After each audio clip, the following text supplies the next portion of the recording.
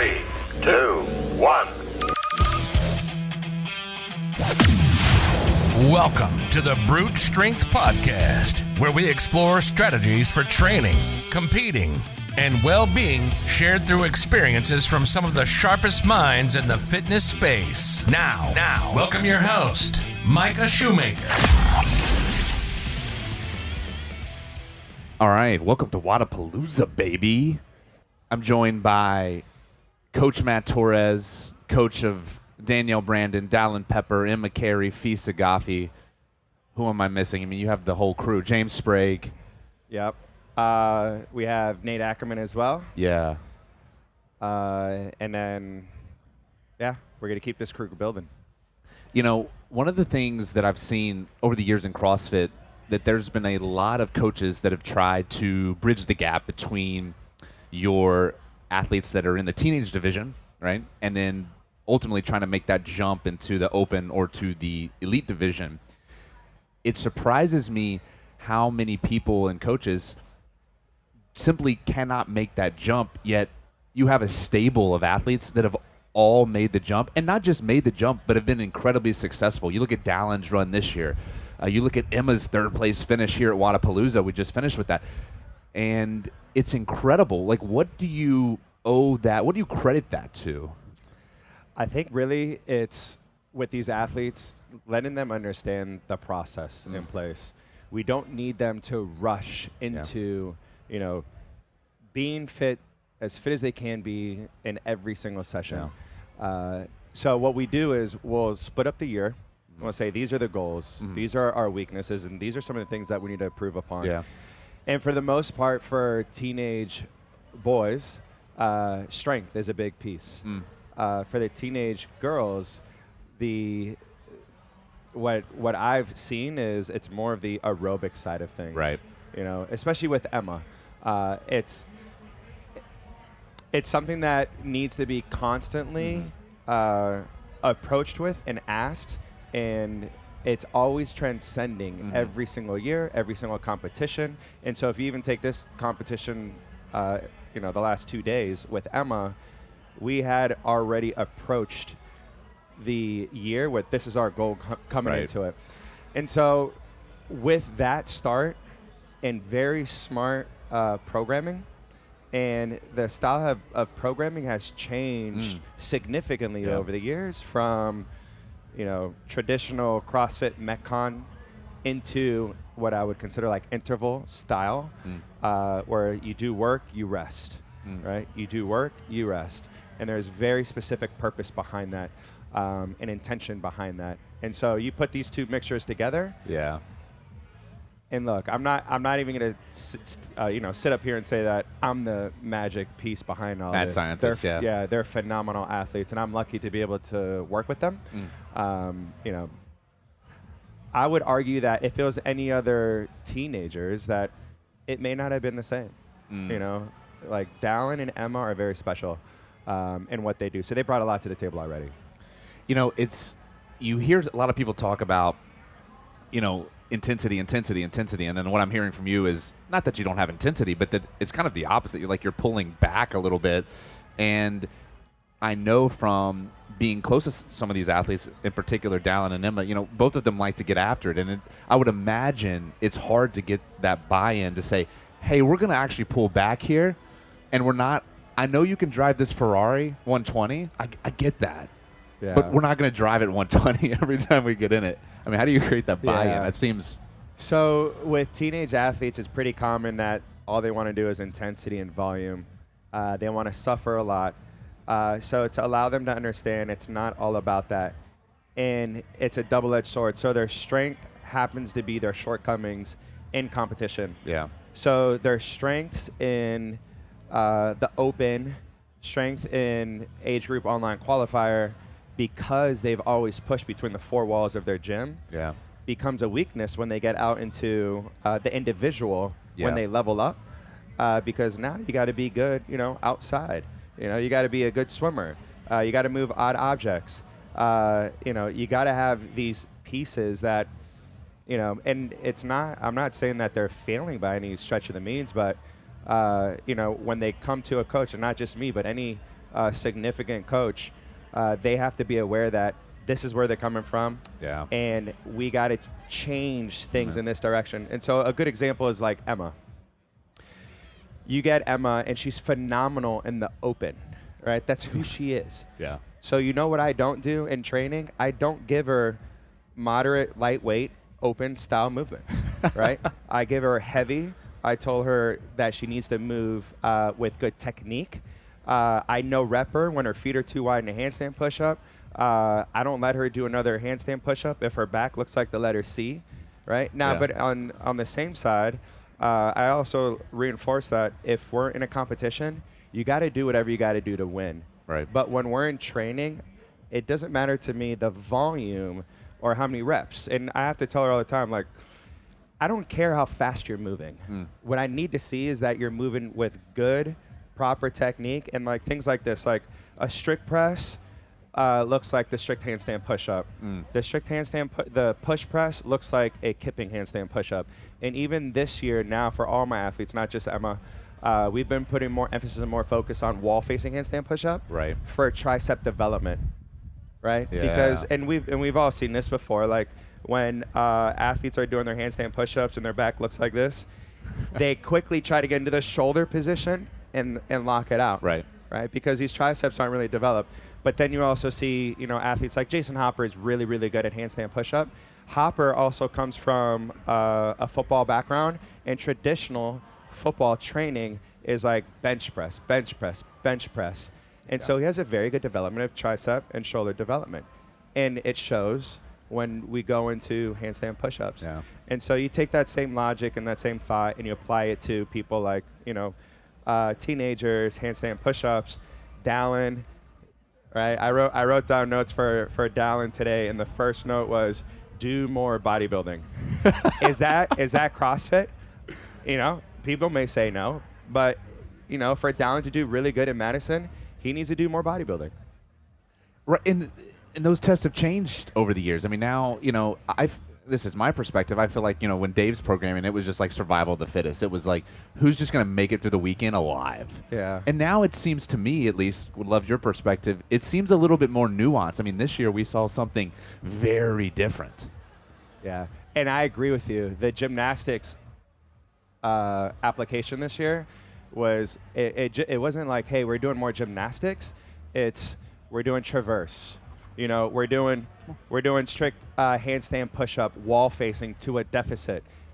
And these are all things that even though the athletes struggled with, we needed that to happen in order to put that in programming to create change. And, with Dallin, that's what it's been like. We've been able to retest the traverse clean workout with very, very good progress. And here's another thing is, this is just a side note. If you want to be better at gymnastics, your body weight has to also go with you, right? Yeah. It's like, the conversation that I have with Dallin, that I have with Danielle, that I have with Emma, and Emma is a good example. Dallin's a really good example. Is when Emma first went to the CrossFit Games as a 16-year-old, she was 147 pounds. Oh, wow. All right. And one of her main weaknesses was gymnastics. Yeah. Okay. Pressing specifically. And I say, Emma, you're already, top 5 in the world in snatch and clean and jerk. Why do we need to keep carrying that weight? Right? What if we did this? And when you're always thinking about what type of programming am I going to do, you say, okay, what am I really good at and what am I really weak at? Can I give up a little bit of my strength to bring up my weakness? Because I don't want to go first and 20th. Yeah. I would much rather go 3rd, 4th, and 5th and like top 10 of a weakness. Yeah. And so you take that very simple approach to the whole year and then you apply it. This is interesting because I know you and I, Dallin, have talked about this. You've been so successful as a teenager, and I know you even hate when I say that because I know you well enough now to know that you don't even like talking about that because of the type of person and competitor that you are. But how has that changed, specifically, with Matt and with your program over that time? Because you've worked with him for, my gosh, I mean, how long have you worked with Matt? It's been like 6 years now. 6 years. Yeah, and I mean, most people change, their girlfriend, about every 18 months. So I mean, that's impressive. Honestly, it scared me. So I was just sharing this story with someone else. I talked to Dallin first about moving down to Naples, and I remember I was at the CrossFit Games with Emma. Dallin was coaching David Bradley at that time, and one of the head coaches of another major program, I won't name any names, was watching Emma, and one of the commentators, and I forget who it was like, "Oh, so and so's watching Emma. This could be someone that could potentially be working with her in the future." And I was like, "Child, please." And so immediately I was like, "Hey, Dow, what do you think about this? Like, I don't know the plan. I just come down to Naples. I'll figure it out. I don't have any gym equipment. I don't even have a location yet. Let's just get these things together and move down." And so I told Dallin first, and I mean, the dude was right on board as soon as I mentioned it. I mean, how does that feel when someone says, "Hey, I have no equipment, no gym, but come down and risk your whole career on this thing that I may or may not build"? I mean, I would love for you to speak to that. At that point, I'd been working with Matt for 5 years, like 4.5 years when it came to that point when he asked me, and my trust in him as a coach and a person, knew that things would be taken care of how they needed to. So we came in full confidence that we'd have what we need. So it was kind of full send. So one thing that I really like about Dallin is this: what you see on the floor is what we get on the daily basis. Yeah. Confidence, wise beyond his years, in control as much as he can be of his emotion, but not to be confused with when he has something on his mind and it has specifically to do with training and where he needs to be. He'll come up to me and let me know, like, "Hey, I need to work on this. I need to work on that. I need to work on this." Right? So it's super helpful as a coach to have that back and forth and transparency with your athletes to say, "Hey, I don't know everything, but let me know what you're feeling, and let me see if we can find common ground." And it's something we've been doing since he was 16 years old, and it's something that we still continue to do nowadays. And so, I mean, you can speak to this. What has the gymnastics training look like for you this year versus what we've seen in the past? Yeah, I'm pretty sure right after the games you downloaded like the gymnastics handbook, and I've been doing like level 1 gymnastics, what the 3, 4, 5-year-old girls do in every gymnastics gym across the country, and like holds and planks, and that's what I do every single day. And so it's looked a lot different than the classic toe bar, pull up. So we're just dialing down basic skills, and it's been fun. Like I look forward to going to a gymnastics class and taking a class with some of those coaches and showing off my plank skills and stuff like that. So this is funny, and I utilize you guys all the time. I utilize Dallin all the time when it comes to sandbag and D-ball stuff, with the athletes. They'll be like, "Hey, how do I do this and do that and touch and go this?" I'm like, "Dallin, come here real quick." I'm like, "Let's ask Coach Dallin if he can figure it out." In the same way, when Dallin's trying to figure out gymnastics, I'll have Danielle just show, right? And just be like, "Hey, how do we go from like press to handstand?" Right? And so it's good for Dallin to see Danielle see it, because traditionalist gymnastics entering into the CrossFit realm, it's such a natural thing for her to do. And so that's been honestly a large part of the learning process with all the athletes, whatever they're struggling with. Dallin, what do you show me? I'm just kidding. Sorry, I had to. Can I just stop this podcast for 1 second and say, you guys could be on an album cover. You look amazing, both of you. Yeah. Like the drip, like this side is terrible. I'm about to work Honestly, out. I'm so glad you said that, because I was like, Matt looks so swaggy up there. He does. I Don't mean, embarrass me, seriously. Oh. like I know people listening to this are not gonna have any idea, like later when we release it, how good he looks. But Matt could be on an album cover right now. Guys, let's focus on what we need to focus on. Okay, sorry. Yeah. All right. Anyways, But I appreciate it. I I was appreciate really it. glad I look cool too. yeah, It's her day, not my that's day. right. It is DBE. It's our day. He just finished with an awesome workout. Hey, the way this guy attacked that last workout, is the way I pray that everyone attacks every workout and every competition. Wait, I don't know what happened. You don't know? You Well, want to give her Dallin can you tell want us. to let her know? First, you got to start with the Context. workout right before. Yeah, context is important. So the workout before, the first workout of the final last night, got into a little bit of a sticky situation. Got to failure on some dumbbell bench, and it's always a pleasure to experience getting to failure on a competition floor. So you can just sit there and like really think about what's happening. Humbling. Love it. Very good, Humbling. very good. So as I sat there with the dumbbells on my lap, waiting to do another rep, I was like, man, you better win this next workout because you look like a fool right now. So I didn't have to do the 30 cal bike sprint because I wasn't fast enough.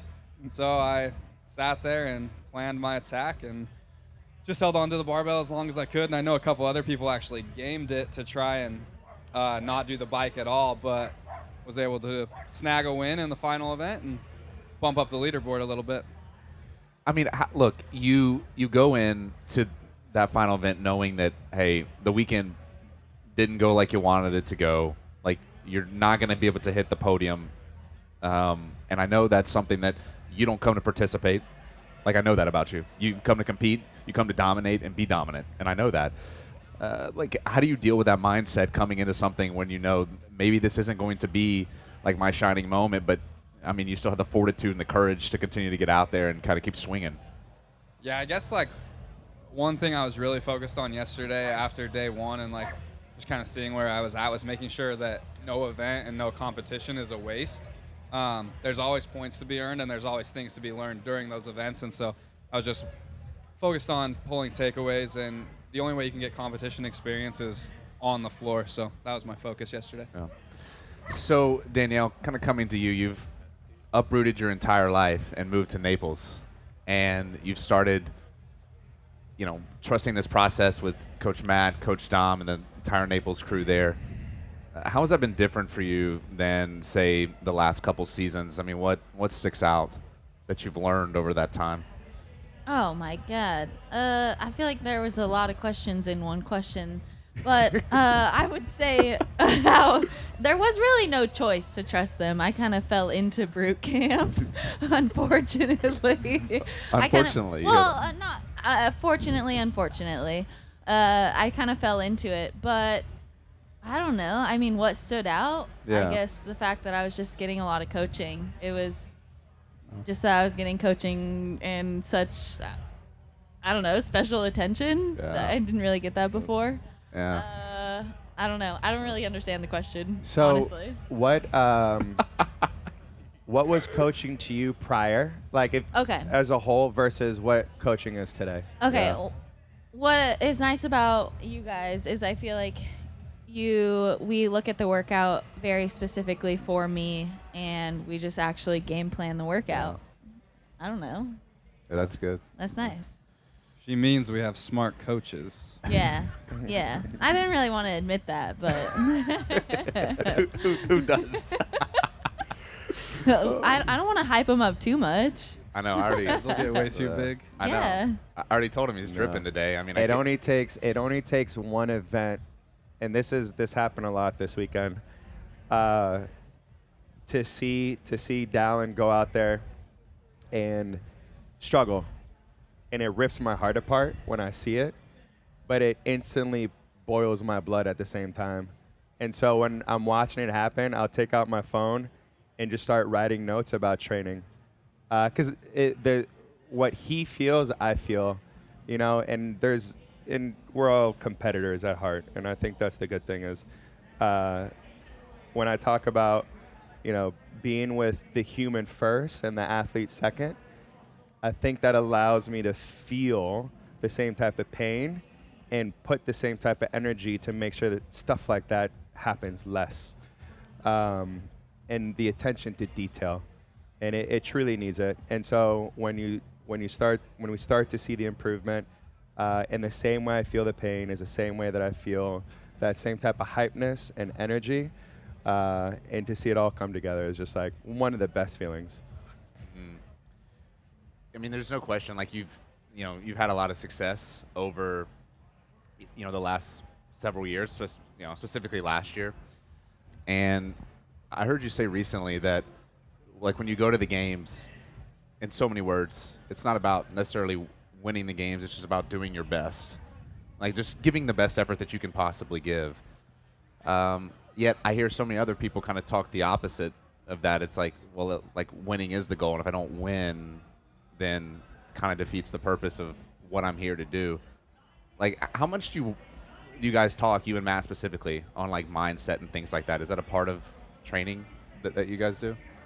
I wouldn't say we like necessarily talk about mindset, but I think, I don't know, me personally, like, it's important for me to not wrap my whole identity in CrossFit. And so when I do maybe necessarily talk about goals with Matt or whoever it is, I never do say like, oh, my goal is to win the CrossFit Games. It's just like one step at a time. I want to qualify for the CrossFit Games. And then when we're there, it's like, you never know if you're going to be the fittest until you show up. You never know if you're going to be the fittest until the end of the weekend. So I don't know. I just take it day by day, workout by workout. And most importantly, I think for me, it's like taking care of myself and the people around me. And then if I'm also a good athlete, like, that's dope too.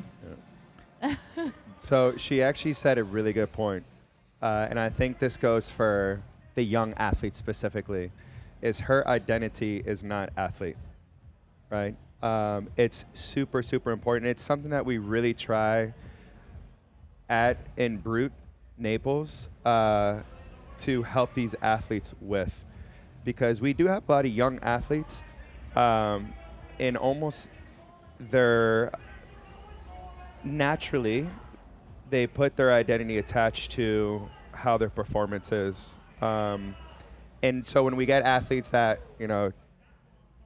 25, 26 and older, that have already been through it, it's much easier for them to see, like, I don't have to put all of my eggs into this basket of being a competitor.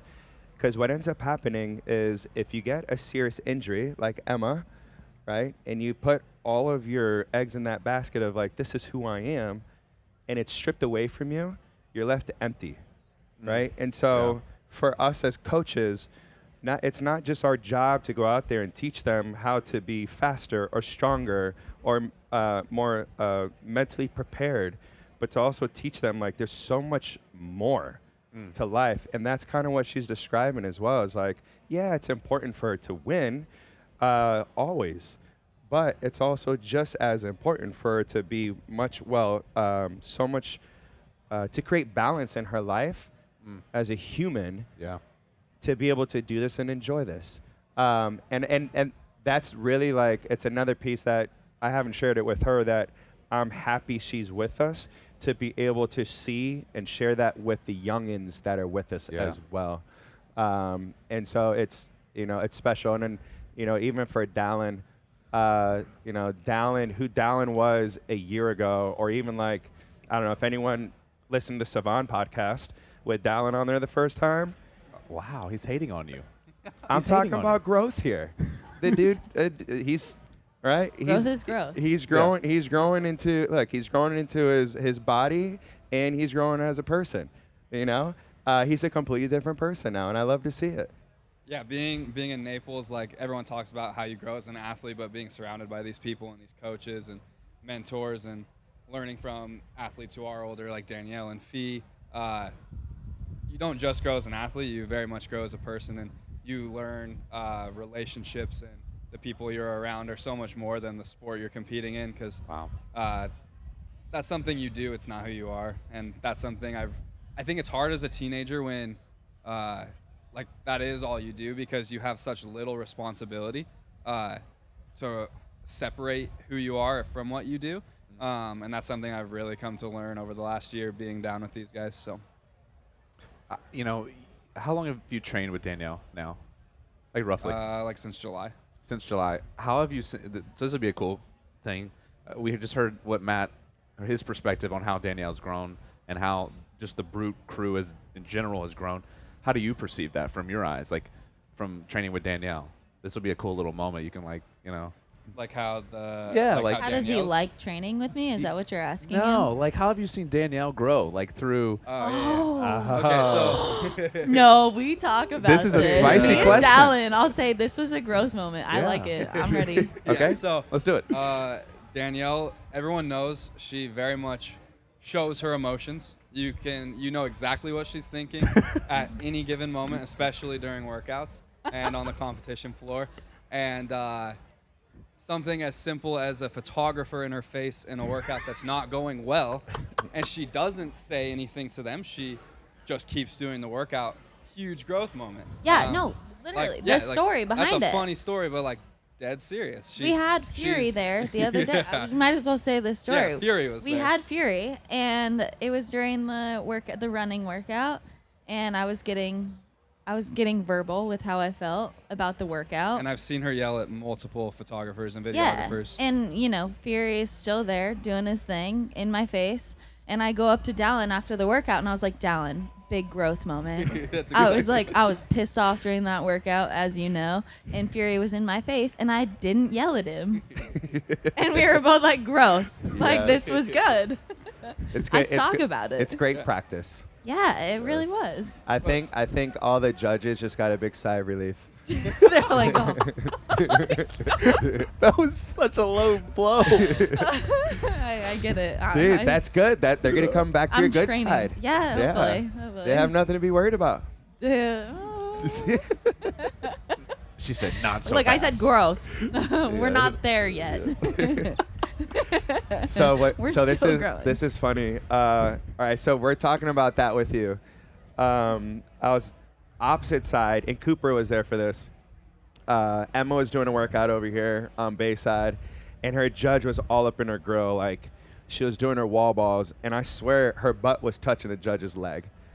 And I was like, if that judge doesn't take an inch back, I'm gonna come on the floor and just like pull the judge by the neck, right?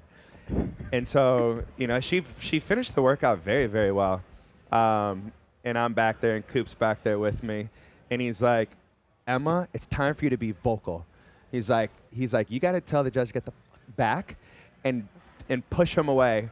And because Emma's always trying to find like, how do I improve on this? How do I improve on that? And I'm like, yeah, Cooper's right. I'm like, be more vocal. I'm like, look, it's okay to say, and I told Dallin the same thing. It's like on the double unders, the judge was in another planet with the counting. It's okay to stop, and you do a good job with this, and be like, give me that head judge. Come here. And then tell the head judge, like, I'm on rep 15, she's on rep 7. I'm like, I need you to help count for her. And then start your double under, because you need a win. And so if you're doing extra more, and that's a tough jump rope workout at the end. So every rep is super, super vital. And so that right there is something that it doesn't test your fitness level, but just another piece to it where it's like, okay, I guess I got to be more vocal. Maybe a little more natural to some, and you got to practice for others. But it's also like being aware of that. Like in the moment, I had told my judge, like, hey, I think we're off. Like, can we figure this out? Can you make sure you count every single time I jump?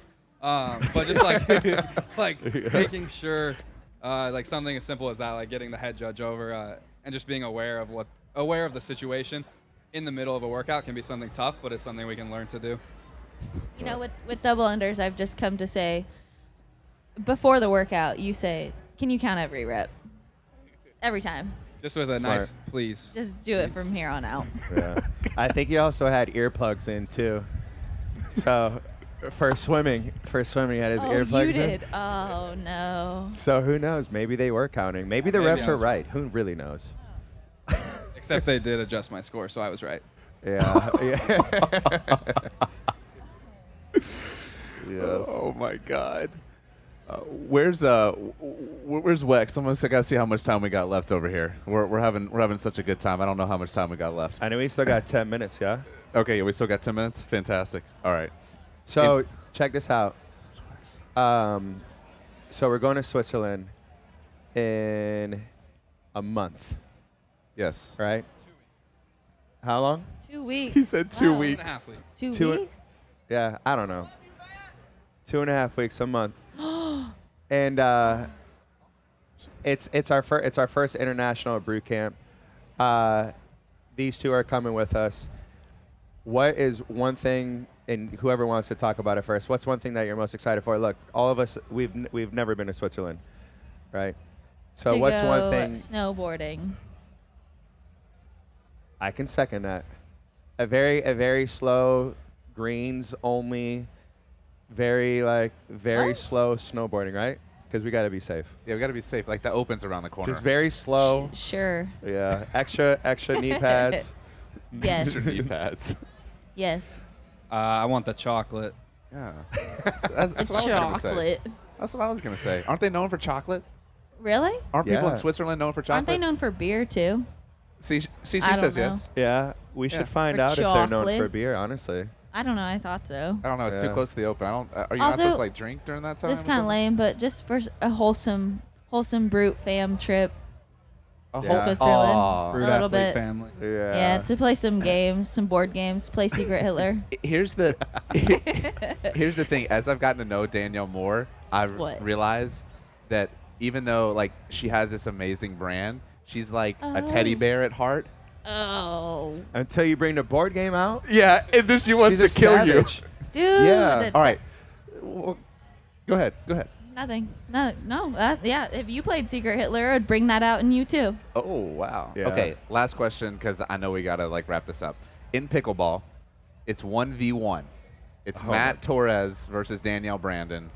Who is winning? I that actually, match? we recently did play 1v1 and I won.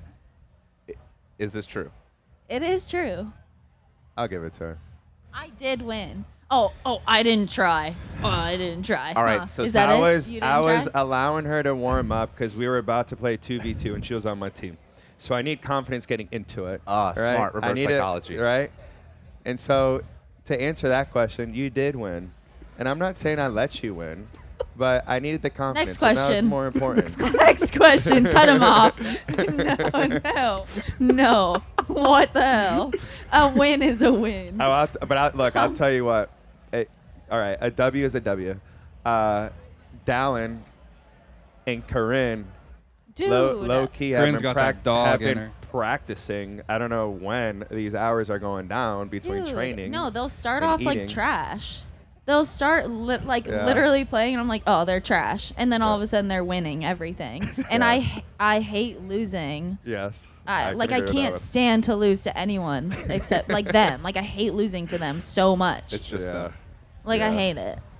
Yeah, they've been getting much better. And then Yeah. obviously when Micah comes into town, we got to teach you a couple things. So I've seen clips. You've Yeah, seen it's not clips. Yeah, Not good. not good. But hey, look, we're gonna get you better. Okay, thank you. There's All right. potential. See, there's potential. I feel like I got some long limbs. That's a place to start. Yeah, being know? tall is good. Yeah.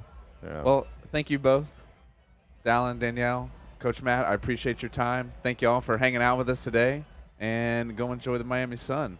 We'll see y'all later. Yes. Thank y'all. Thanks for listening to Brute Strength Podcast. As always, you can head over to brutestrengthtraining.com to connect with us and access the links and resources mentioned in this podcast. That's brutestrengthtraining.com for exclusive content and giveaways just for you, our podcast listeners. Consider subscribing so you never miss out. That's all for this episode. See you next time.